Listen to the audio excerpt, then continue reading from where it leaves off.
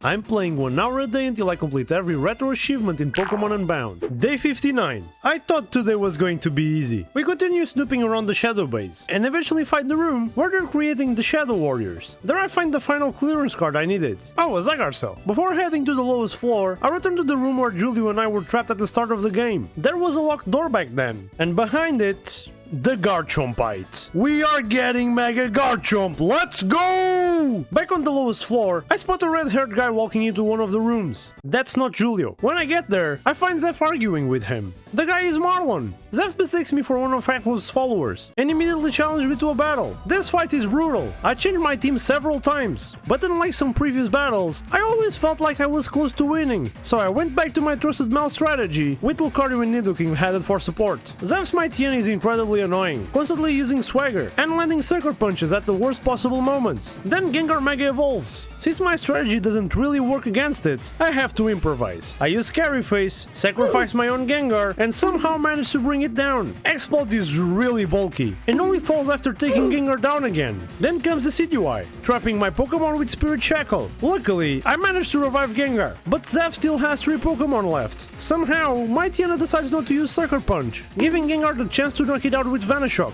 Next is Umbreon, another absolute tank. It leaves Gengar at 17 HP, confused, and honestly, probably depressed. But somehow, Gengar wins, and only the Decidueye remains. Everything comes down to one turn. I just need Gengar to not hit itself in confusion. And it doesn't! That's why it's the GOAT! Let's go! We earn another achievement. After the battle, Zeph finally calms down and explains how the shadows were created and where the Shadow Warriors came from. I'll spare you the full lore. The important part is this. Marlon and Ivory are actually Julio's parents. They were also trying to bring one of their children back to life. Phase a who stole Zeph's company and wants to study Hoopa. So now we've got quite the list of enemies. The Light of Ruin led by Aklov, the Society of Science led by Faye, and the next gym leader. Oh, a Houndominate. Oh yeah, Zeph's Houndoom is dead.